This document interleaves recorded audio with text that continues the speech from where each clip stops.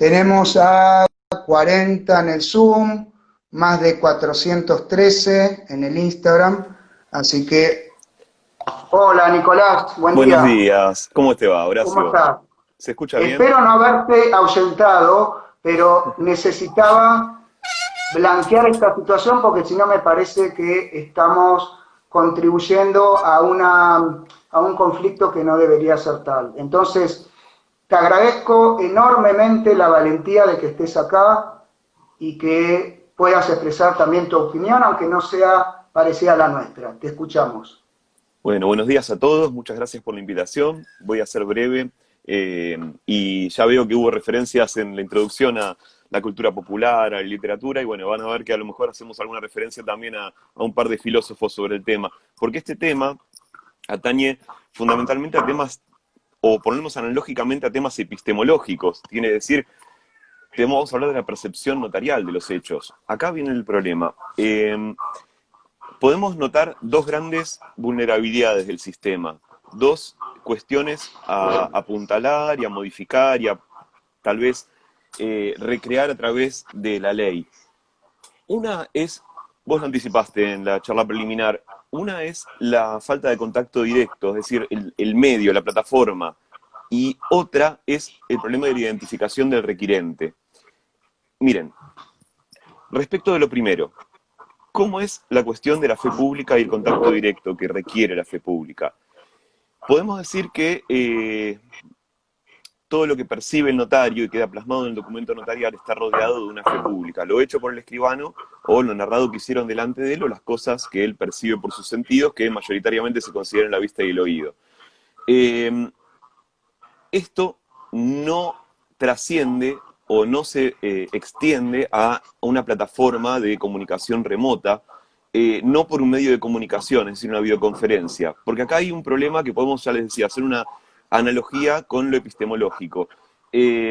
Enseguida, cuando planteamos y conversamos sobre el tema, me vino a la mente el método que siguió Descartes, ¿se acuerdan? En el discurso del método, en meditaciones metafísicas, sobre el problema del conocimiento, de cómo podemos estar seguros que lo que vemos es lo que realmente es en la realidad, que luego siguió con todo el idealismo filosófico, ¿no? Incluso el trascendental y todo. Pero bueno, la cuestión es que él planteaba, ¿cómo podemos estar seguros de que no hay un genio maligno que nos está alterando la percepción? Bueno, y acá él llegado a un punto donde dice, ¿cómo puedo salvar esta cuestión? ¿Cuál sería la adulteración que podemos sufrir a través de una videoconferencia? La cuestión actual es que hay filtros que se aplican incluso en tiempo real y de hecho en las últimas semanas salió una noticia de una videoconferencia incluso por Zoom donde había una reunión de personas y de repente aparece una celebridad hablando entre ellos, se sorprenden, quedó grabado, está en internet, porque la persona usaba un filtro en tiempo real armado con 6 fotos de la persona y a través de los procesos informáticos se permitía adulterar la imagen en tiempo real. Entonces, eso que se conoce como deepfake en informática, ya nos trae una primera cuestión de seguridad. Es decir, ¿cómo podemos estar seguros que lo que estamos viendo es lo que es? Y no está, porque no es a través de los sentidos. Si bien hay una decodificación sensorial en la realidad, en la materialidad de los hechos, porque nos llegan los rayos de luz a los ojos, el cerebro lo interpreta, etcétera, etcétera, acá además hay una segunda interpretación informática que puede pasar por distintos procesos incluso en tiempo real. De ahí viene la cuestión de que no podemos estar seguros, no podemos adverar lo que estamos viendo a través de una plataforma con total seguridad, característica de la función notarial, pero ahora vamos a ver cómo se maneja el certificado y todo eso. También, bueno, sin profundizar demasiado, hay una limitación también en el marco de lo que se está viendo, porque uno no puede ver quiénes está rodeando, no tiene un panorama completo. Es como, si se me permite la analogía, es como si el escribano en la realidad tuviera un problema de la vista fija en un lugar y además tuviera glaucoma, porque estaría mirando un punto fijo y una especie de marco armado para cómo está filmando a la persona. Y en estas cuestiones, para los que ya han hecho certificados, me han contado que es un problema porque no tiene un cameraman la persona que está filmando como si fuera una película o un programa de televisión. Él mismo se está grabando y está mostrándole al escribano lo que está haciendo. Entonces, requiere para esta cuestión una plataforma segura, como vos habías anticipado. Un sistema telemático, lo que se llamaba tradicionalmente de telepresencia, que asegure ciertos requisitos. Y ahora voy a volver con Descartes. Miren, Primeramente el cifrado extremo a extremo, una tecnología que hoy ya existe, que por ejemplo se da en las videollamadas o en los audios de WhatsApp. Por eso, incluso en las cuestiones penales, cuando se pinchan en la jerga los teléfonos, los mensajes enviados por WhatsApp no son accesibles por los magistrados, lamentablemente, porque es un tema de que no solamente lo puede codificar el emisor y el receptor. Por otra parte, se tiene que asegurar la confidencialidad entre las personas que están interviniendo, sea dos o más, la inalterabilidad, es decir, que sea a prueba de hackeos, pero eso hablando de respecto de terceros, también tiene que asegurarse la inalterabilidad entre las partes, es decir, entre las personas que integran la conferencia, para, bueno, y acá viene el problema, ahora vemos de qué maneras, ¿no? En otros sistemas notariales se utiliza además el sellado de tiempo, que es un instituto que se conoce poco, se habla mucho de la firma digital, pero poco de la autoridad del sello del tiempo, o de cómo se maneja un sello de tiempo en una transmisión de datos segura, es decir, cuándo inicia, con certeza cuándo termina la comunicación, y todos los archivos adjuntos o mensajes que se envíen con certeza acerca de eso. Y también se utiliza en otros notariados la autenticación en dos pasos, ¿sí? El sistema OTP, que significa que One Time Password, donde se vincula al sujeto que está emitiendo la comunicación y con posterioridad también la firma electrónica o digital, se lo vincula con un mail y con un celular donde se envía una segunda contraseña de un único uso y puede ingresar así, se reviste otra solemnidad más a la... pero todo esto que estamos hablando tiene que ver con la seguridad informática. ¿Cómo se vincula con la seguridad jurídica? Bueno, acá es donde el salto filosófico que da Descartes para que no se le caiga el sistema. Bueno, ¿quién le aseguraba que no existía un genio maligno? Y no se podía asegurar, y él tenía que tomar la presencia de Dios en el sistema filosófico. Dios me aseguraba el conocimiento. Bien, bueno, aquí tenemos que hablar analógicamente de quién nos asegura todo esto, porque todos los medios informáticos, ¿cómo se aseguran en el medio jurídico? Bueno, tiene que estar asegurada por el Estado o licenciada por el Estado esta plataforma segura, como pasa en otros países, por ejemplo, bueno, en España. Si, y además, a mi entender, tiene que haber una ley nacional que le atribuya ese efectos. Es decir, que por ley, la percepción del escribano a través de una plataforma segura, licenciada y controlada por el Estado, logre dar fe de un acontecimiento remoto. Es como si la ley nos extendiera la percepción a través de medios informáticos, ¿sí? Pero rodeado de todas las seguridades informáticas que veníamos diciendo. Entonces, el otro gran problema, la identificación del requirente. Si el requirente es conocido por el escribano, y dejando de lado todo el problema que hablamos de la plataforma segura, eso no hay problema. El problema es cuando se identifica con DNI, la otra forma de identificar a los requirentes. Porque uno está percibiendo a través de la plataforma, insegura por ahora, el DNI, pero que no es el DNI material que nos exhiben y que lo podemos palpar, lo podemos apreciar de distintos ángulos de luz, sino que no es el documento original lo que estamos viendo, lamentablemente. Es una imagen o eventualmente también el escaneo según la resolución del Consejo Directivo del Colegio. Esto también, como para hablar en el futuro, también el Estado está trabajando con otros medios de identificación, por ejemplo, el sistema de identidad digital del Ministerio de Modernización, que tiene que ver con la identificación biométrica. Eso es un tema para ir pensándolo y una forma de obtener una identificación. ¿Por qué? Se habló también en algunos lugares, en algunos foros, en algunos debates doctrinarios, sobre el DNI digital. ¿Vieron el DNI que se tramita en la aplicación Mi Argentina? Bueno, el grave problema que tuvo esto desde el inicio, y hasta donde yo conozco no se solucionó todavía para la intervención notarial, es que esa imagen de la aplicación no se puede exportar a un archivo PDF firmado digitalmente, con firma digital auténtica del Estado. Entonces, no podemos, por más que no está salvada la cuestión de la identificación con el DNI en plataforma digital, porque, de vuelta, sería solamente la imagen que nos exhiben en la pantalla de un celular a través de la videoconferencia. De ahí vienen estos problemas que planteo, porque a raíz de estas dos carencias en estos dos pilares, nos viene la consecuencia de que lo más importante que queríamos hablar, que cuáles son los efectos probatorios de este documento, de este certificado que se va a emitir. Y lamentablemente, en este sentido, son limitados, son muy limitados, porque en primer lugar, no tiene el documento firmado los efectos, ni la firma, los efectos del artículo 296 del Código Civil y Comercial. Es decir, como dijimos, no hay fe pública en ese sentido porque no se percibió a través de los sentidos directos, materiales, sino a través de una plataforma. No prueba la autoría del Ahora, que firmó. Sí. Nicolás, un segundo, porque esto ayer también lo hablamos. Tal vez sería interesante como dividir las dos facetas. Una es el instrumento privado, escaneado, firmado, la videoconferencia, eso sería un bloque.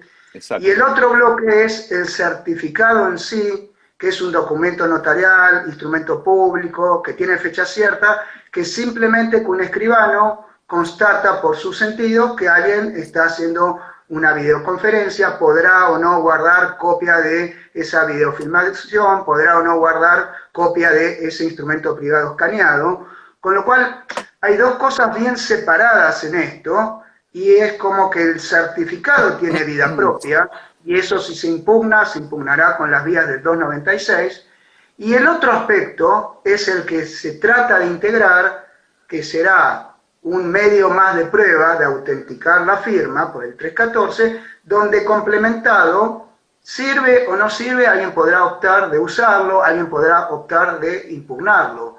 Pero creo que en esto hay que ser claros en el sentido de que el mismo texto de certificado puede advertir, para no confundir, el mismo texto está avisando que esto simplemente no está dando fe ni de la capacidad de la persona, ni de la identidad de la persona. Igual nunca damos fe de la capacidad de la persona, sino que simplemente el juicio de capacidad es íncito, porque si no, no se actúa. Y el hecho de que una persona venga a firmar una escribanía no obsta que tenga vicios en su consentimiento, error, violencia, intimidación, lo puede tener en presencia, lo puede tener con una audiencia preliminar exhaustiva, lo puede tener con una videoconferencia. Entonces, tal vez para nosotros aclarar que esto es algo embrionario, que recién arranca, que se puede mejorar, que lo podríamos hacer entre todo el país, aceptemos esta diferencia tajante entre lo que es el certificado y lo que pasa en una videoconferencia con su situación, que puede ser hackeable, que se puede mejorar mucho con una plataforma segura, que se puede mejorar mucho con un sistema de identificación biométrica, y ahí el combo va a ser mucho más interesante y susceptible de tener mucho más efecto a nivel jurídico. Pero en el mientras tanto, ¿qué pensás vos de esto de hacer una disociación entre uno y otro? Que ayer lo hablamos, danos tu opinión. Sí, me interesa mucho la distinción porque tiene que ver también con la fecha cierta. ¿Qué está revestido de fecha cierta y qué no? Porque en realidad yo distinguiría tres documentos acá en el juego. Uno, la certificación, el certificado notarial, que tiene fe pública, porque es un instrumento público, y tiene fecha cierta justamente por el escribano que está atestando de cuándo fue. Otro de los documentos es el documento hológrafo, el documento instrumento privado firmado por la persona, que va a quedar en poder de la persona según la reglamentación del Consejo Directivo.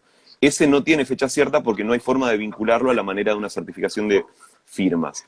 Y otro de los instrumentos es el instrumento particular que va a recibir el escribano vía telemática, por mail, supóngase, o por WhatsApp como archivo adjunto, que ese es el escaneado y que después está impreso y que por supuesto tampoco tiene fecha cierta. Entonces, el gran tema, al punto a lo que vos decís, es cuál es el valor probatorio, cuál es la extensión del efecto de este certificado. Y ayer habíamos hablado de la comparación analógica con lo que era la protocolización de un instrumento privado. Por ejemplo, una pareja se va a casar bajo el régimen de ganancialidad y le lleva al escribano un boleto de compraventa entre ellos para que le dé fecha cierta, quede protocolizado y después se pueda escriturar aún bajo el régimen de ganancialidad.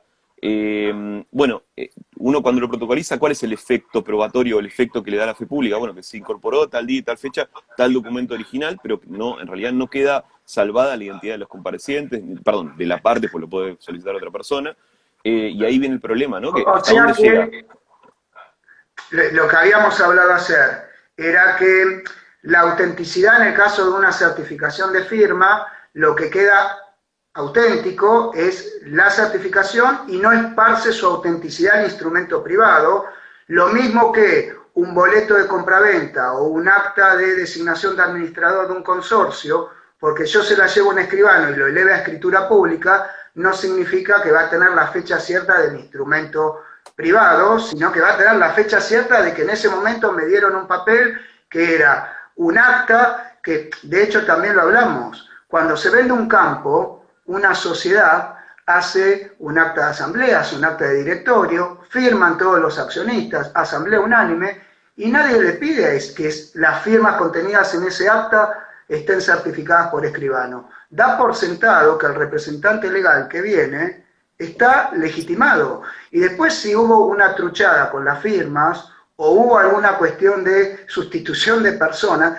yo le hago declarar en las sociedades que el representante manifiesta bajo su responsabilidad que está vigente su cargo y que los libros y el contenido y las firmas del mismo son auténticas, que lo declare él, porque en realidad, y si no tengo que pedir que me vengan a certificar las firmas todos los que firmaron el acta. Entonces, esto de no traspolar la autenticidad de la firma en sí, o lo de la protocolización de un instrumento privado, al instrumento privado, que no lo va a bautizar, no se lo va, es importantísimo.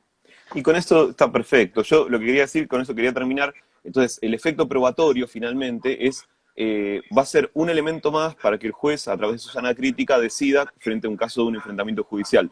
Porque no es que cambie la regla de que el que alega el instrumento lo tiene que probar igualmente. Eso es lo que quiero decir. No queda reconocido porque no tiene los efectos de una certificación de firma, como se comenzó diciendo y también como lo expresa claramente la resolución. Entonces, la fe pública se limita, dentro del certificado, se limita a la percepción de la videoconferencia en sí, el fenómeno, ¿sí? No el contenido, y este es el gran problema también que ha traído por extensión dentro de los colegios notariales, que se dice que este certificado unido al instrumento privado da una apariencia de autenticidad, porque justamente no se distingue qué corresponde al certificado y qué corresponde al instrumento privado. Y eso es lo que desde los colegios se trata de combatir, por lo menos lo que he entendido a través de las conferencias y de los dictámenes, porque es muy fácil que se confunda en los medios de comunicación y que se confunda la sociedad acerca del valor que le agrega la intervención notarial al documento.